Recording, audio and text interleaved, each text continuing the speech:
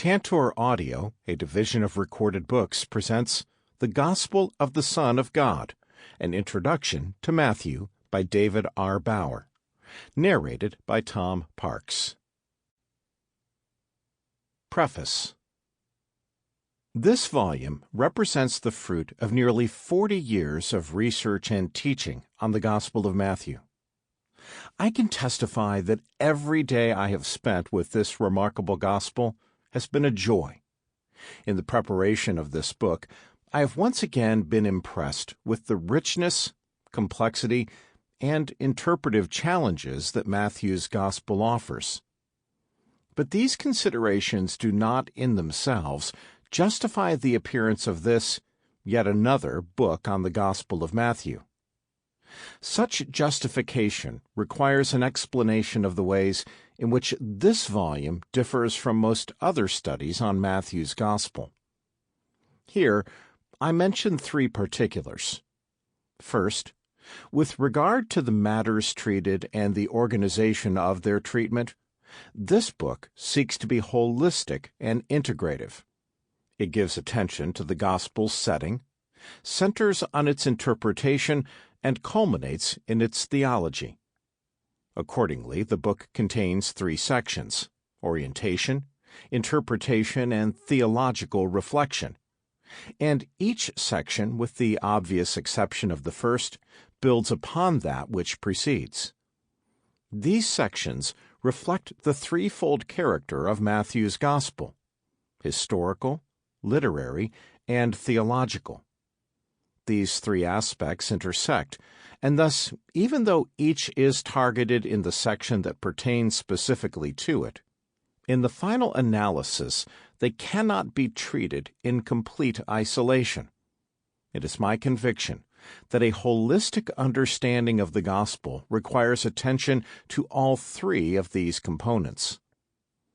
Second, with regard to methodology, this volume espouses an inductive approach, which means essentially that we allow the character of the Gospel of Matthew itself to determine how we go about reading and understanding it. In recent years, biblical scholarship has often adopted hermeneutical programs that give priority to the reader. According to these programs, the interests or decisions of readers define the proper approach to the study of books.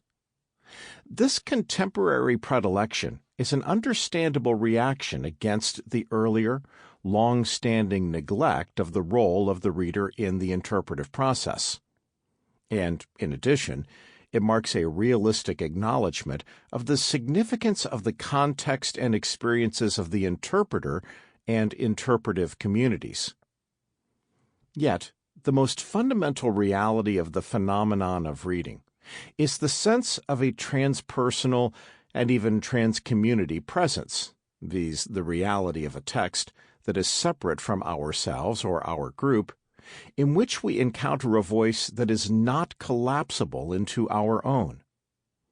This profound sense of the other, of a separate reality that confronts us from outside of ourselves, representing a distinctive point of view, spoken into a particular historical moment that, in the case of the Gospel of Matthew, we no longer share, invites us to approach this Gospel according to its own set of expectations.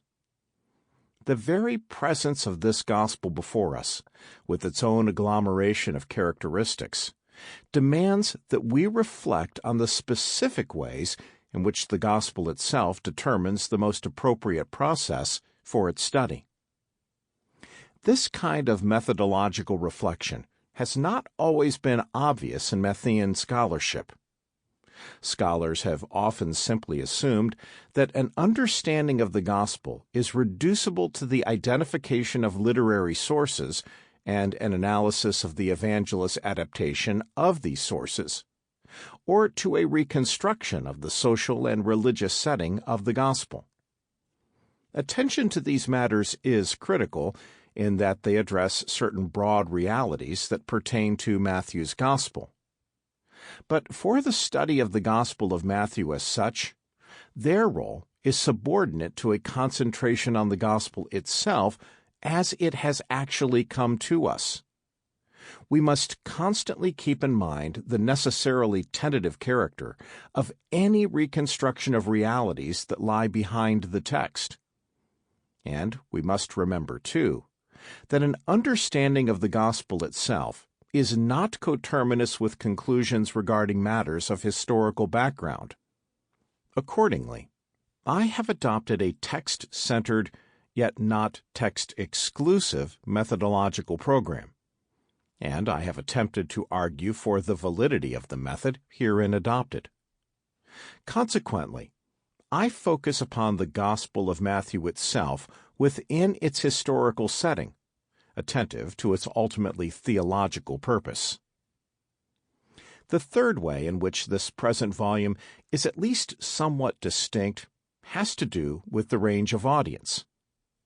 Although I have written with university and seminary students primarily in mind, I have hope that the book will prove helpful to informed pastors and even certain laypersons on one side, and on the other side, that it will contribute to current scholarship on Matthew's Gospel. I have written this book with a recognition that any biblical interpreter must acknowledge his or her limitations and thus remain open to new insights and correction from others. I have no illusions of infallibility. My desire is that each reader will fairly consider what I have written and assess it critically in light of the data in and surrounding the Gospel of Matthew. And my hope is that this book will make at least a modest contribution as it joins the ongoing conversation in the church and the academy about the character and especially the message of the Gospel of Matthew. For it is out of such a conversation that real progress in understanding will come. Introduction. Along with Paul's epistle to the Romans, the Gospel of Matthew is the most significant Christian writing in existence. The Gospels stand at the center of the New Testament canon, functioning as foundation documents that present the story and teaching of Jesus, and thus form the presupposition for the apostolic ministry, Acts, and the apostolic teaching, the epistles and the Revelation, that constitute the remainder of the New Testament. And among the Gospels, Matthew has exercised the greatest influence. I use apostolic in the broad sense of ministry and teaching that stands in continuity with the apostles. Clearly, the ministry described in the book of Acts is not confined to the 12 apostles, and almost all the epistles were written by those who do not qualify as apostles, at least according to the criteria set forth in Acts chapter 1, verses 21 through 26. It is typical for books dealing with the Gospel of Matthew to begin by making the claim that, at least for the first 18 centuries, the Gospel of Matthew has exercised a privileged position as the Church's Gospel. In his examination of the use of the Gospel of Matthew in the earliest Church, Edouard Masson has demonstrated that when the Fathers quoted or otherwise cited the Gospel tradition, it was usually the Gospel of Matthew to which they turned. Martin Hengel insists that of all the Gospels, only the Gospel of Matthew enjoyed a high reputation almost everywhere very soon after it was introduced. Even in our contemporary church experience, it is the Matthean version of the Beatitudes and the Lord's Prayer with which Christians are most familiar. Ernst von Dobschütz puts the matter succinctly.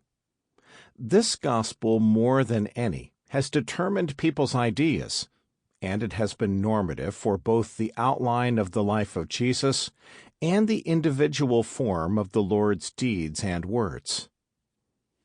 The reasons for the dominance of the Gospel of Matthew are ready at hand. For one thing, before the scholarly consensus that formed in the middle of the 19th century around the priority of Mark's Gospel, almost everyone assumed that the Gospel of Matthew was the first Gospel to be produced, and that it was written by the apostle who bore that name. It was believed, therefore, to be the only synoptic gospel that came directly from the hand of an apostle, and thus from someone who had experienced the ministry of Jesus. Mark and Luke were thought to bear only indirect apostolic testimony, derived from Peter in the case of Mark and from Paul in the case of Luke. The word synoptic derives from the Greek and means essentially to see together. In New Testament studies, it pertains to the first three Gospels, Matthew, Mark, and Luke, which see or present the life of Jesus in basically the same way. That is, according to the same general outline and with much of the same material over against the Gospel of John, which is distinct both in the ordering of events and in many of its details. The tradition that Mark contains the memoirs of Peter that Mark recorded from Peter's preaching stems from the testimony of the 2nd century Syrian father, Papias, found in Eusebius' Ecclesiastical History, Book 3, Chapter 39, Paragraph 15. For additional discussion of patristic testimony, see Hengel, Studies, pages 2 through 6. On Luke and Paul, see the we sections in Acts, where the author speaks in the first person plural, and which naturally suggest that the author, Luke, was a sometime companion of Paul. Acts chapter 16, verses 10 through 17, chapter 20, verses 5 through 15, chapter 21, verses 1 through 18, chapter 27, verse 1 through chapter 28, verse 16, compare Colossians chapter 2, verse 14. Paul was presumably not an eyewitness of the Jesus events, but Luke insists that his account was based on eyewitness testimony. Luke chapter 1, verses 1 through 4. The emergence of the hypothesis of Markan priority may have dislodged the Gospel of Matthew from its perch in scholarly circles, at least for a time. But that has not undermined its exalted position in the Church at large because of additional bases of its influence. In the first 3/4 of the 20th century, Mark received relatively more attention than did the Gospel of Matthew. But in recent years, we have seen a resurgence of interest in Matthean studies. See, for example, David L. Turner, Matthew, BECNT, Grand Rapids, Baker, 2008, pages 2 through 3. One of these additional bases of the Gospel of Matthew's significance is the canonical ordering. Since the 2nd century, it has been customary to place the Gospel of Matthew first among the Gospels. This practice no doubt reflects the assumption of its apostolic authorship. But it was also natural since the Gospel of Matthew, more than any of the others, makes connection with the Old Testament, and indeed begins with the genealogy of Jesus, which Matthew traces back to Abraham through David, chapter 1, verses 1 through 17.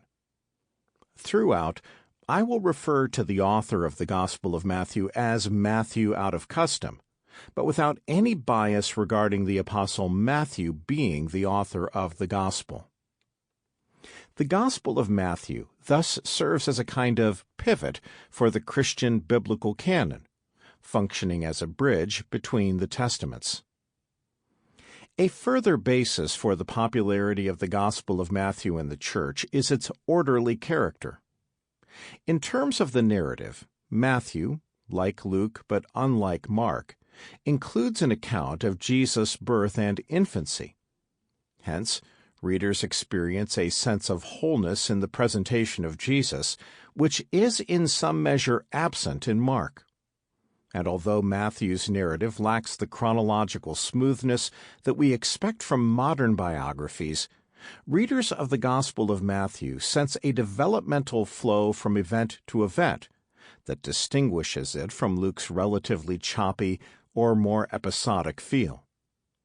In terms of discourse or teaching material, Matthew generally groups the teaching of Jesus into extended passages or blocks of discourse that deal with common topics, over against the tendency in Mark, and especially Luke, to sprinkle small bits of Jesus' teaching throughout the narrative.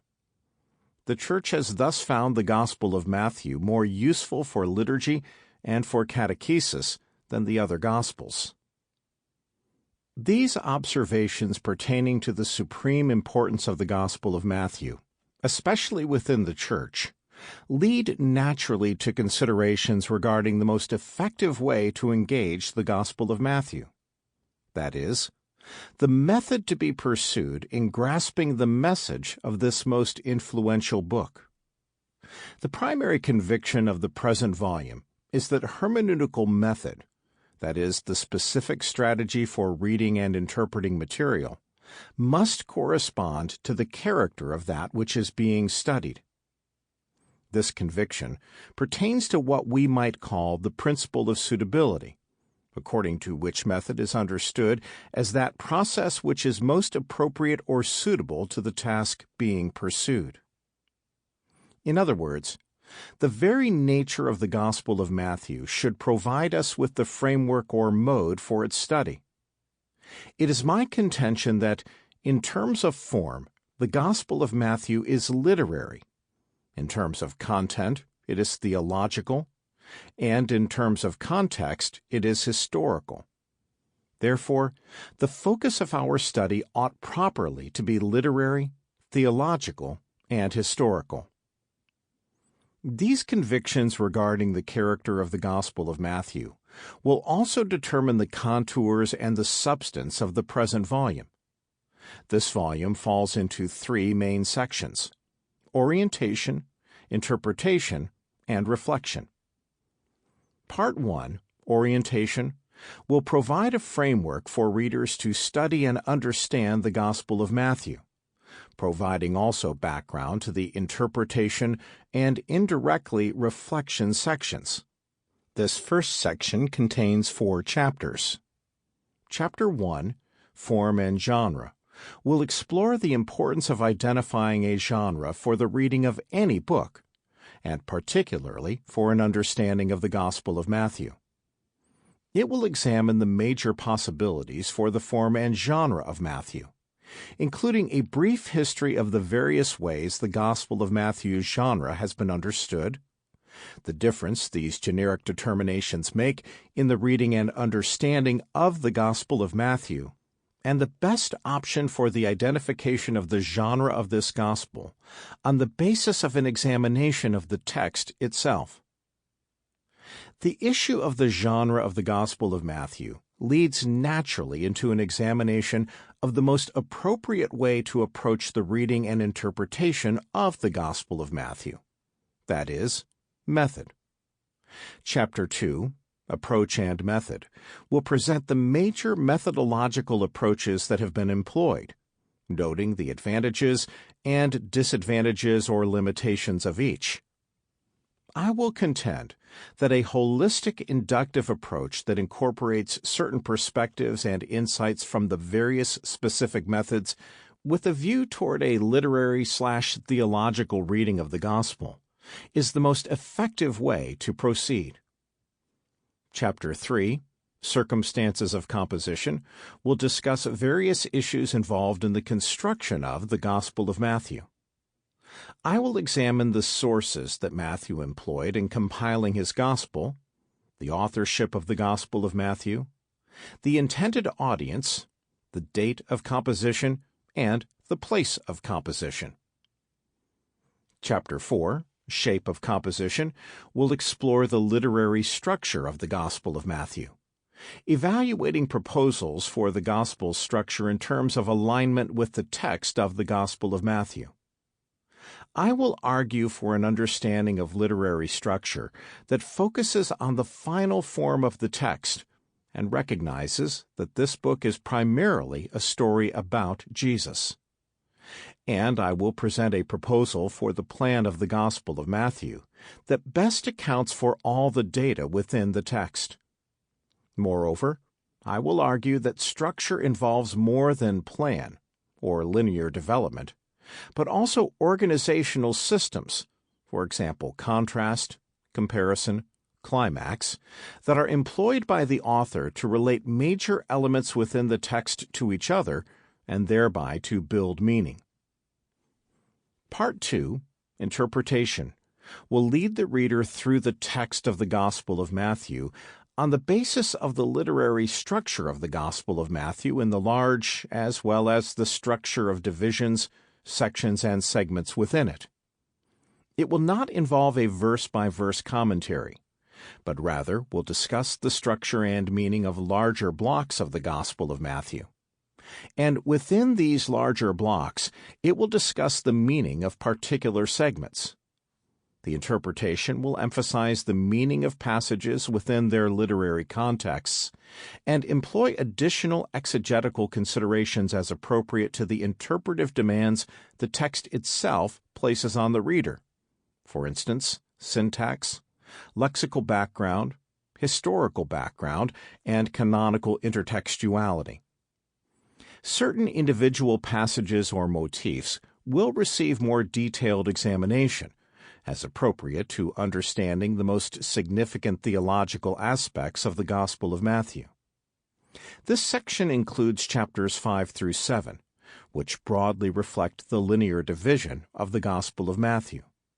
Matthew chapter 1 verse 1 through chapter 4 verse 16, chapter 4 verse 17 through chapter 16 verse 20, chapter 16 verse 21 through chapter 28 verse 20. Part 3, Reflection, will synthesize and develop some of the major theological issues emerging from the interpretation section. Chapters 8 and 9 will treat the person and work of Jesus Christ, Christology. Here I will argue that the Gospel of Matthew is profoundly Christocentric, and therefore every other theological issue or claim stems from and is an expression of its Christology. These chapters will treat the major Christological categories, for example, Son of Man, Son of David, Son of God, but also move beyond Christological titles to explore the ways the Gospel of Matthew builds an understanding of Jesus that transcends the narrow confines of titles. Chapter 10, God, will note that while Jesus is the primary concern of the content of the Gospel of Matthew, God is the ultimate reality in the world of the Gospel of Matthew. We will see that in terms of theological structure, Jesus is subordinate to God the Father, and that he and his actions or work are to be understood, assessed, and evaluated in terms of God. Therefore, a rather specific and definite understanding of God in the Gospel of Matthew emerges. In Chapter 11, Salvation, History, and Eschatology, we will see that Matthew's understanding of salvation, history, and eschatology are inextricably related. Here I will discuss such key issues as fulfillment, the kingdom of heaven/God, and the consummation. Finally, Chapter 12, Discipleship, will acknowledge that while the central concern of the content of the Gospel of Matthew is Jesus Messiah, arguably, the purpose of the Gospel of Matthew involves discipleship. Here I will explore Matthean discipleship both in terms of the expectations for discipleship that we find in the Gospel of Matthew, but also in terms of the way in which the presentation of Jesus himself and of the disciples illumines Matthew's theology of discipleship. Within this chapter, I will discuss also Matthean ecclesiology and mission. Throughout the volume, all biblical quotations represent my own translation, unless I specifically identify an English version. Part 1. Orientation. Any final interpretation of the Gospel of Matthew necessarily assumes certain positions on such matters as the genre of the book, the most appropriate way in which to approach the study of the book, and the historical setting of the author and intended readers. For this reason, our examination of the Gospel will begin with a discussion of these matters. Chapter 1. Form and Genre. Communication is impossible without genre. Every piece of writing employs a literary form or genre. It is possible to differentiate literary form and genre. Sometimes genre is applied to whole books, or at least larger blocks of material, for example, novel, biography, apocalypse, and literary form to what we find in smaller passages, for example, pronouncement story, miracle story.